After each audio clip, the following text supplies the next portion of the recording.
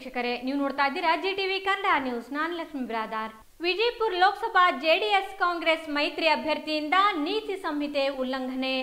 ಇಂಡಿ ತಾಲೂಕಿನ ಹಿರೇಬೇನೂರು ಗ್ರಾಮದಲ್ಲಿ ಹಮ್ಮಿಕೊಂಡಿದ್ದ ಕಾರ್ಯಕರ್ತರ ಸಭೆಯಲ್ಲಿ ಭೋಜನ ವ್ಯವಸ್ಥೆ ಏರ್ಪಡಿಸಲಾಗಿತ್ತು. ಪ್ರಚಾರ ಸಭೆಯಲ್ಲಿ ಪಾಲ್ಗೊಂಡಿದ್ದ ಸಾರ್ವಜನಿಕರಿಗೆ ಭೋಜನ ಕೂಟ, ಮಸಾಲೆ ಅನ್ನ, ಶಿರಾ ಭೋಜನ ವ್ಯವಸ್ಥೆ ಮಾಡಲಾಗಿತ್ತು. ಜೆಡಿಎಸ್ ಅಭ್ಯರ್ಥಿ ಸುನೀತಾ ಚೌಹಾಣ್ ಪರ ಮತಯಾಚನೆಗಾಗಿ ಹಮ್ಮಿಕೊಳ್ಳಲಾಗಿದ್ದ ಪ್ರಚಾರ ಸಭೆಯಲ್ಲಿ ಪಾಲ್ಗೊಂಡ 100ಕ್ಕೂ ಅಧಿಕ ಜನರಿಗೆ ನಾಗಠಾಣ್ ಶಾಸಕ ದೇವಾನಂದ್ ಚೌಹಾಣ್ ಭೋಜನ ವ್ಯವಸ್ಥೆ ಮಾಡಿದ್ರು. ಇದರತ್ತ ಚುನಾವಣಾಧಿಕಾರಿಗಳು ಗಮನ ಹರಿಸ್ತಾರ, ಕಾದು ನೋಡಬೇಕಿದೆ.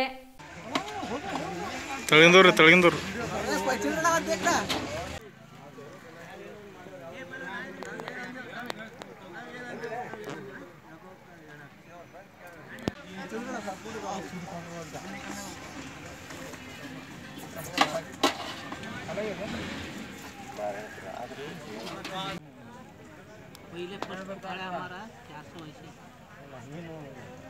400 ऐसे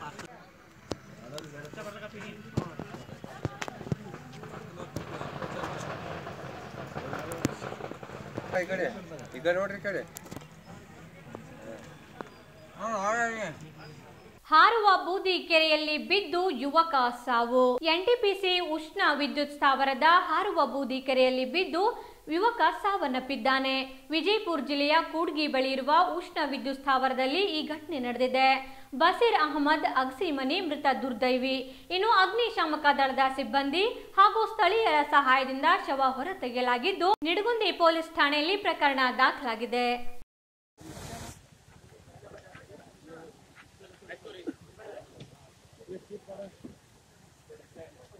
चलो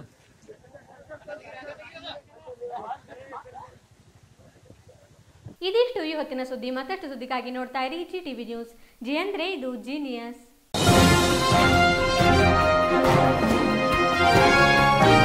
ಇದು ಜಿಟಿವಿ ಕನ್ನಡದ ಕೊಡುಗೆ.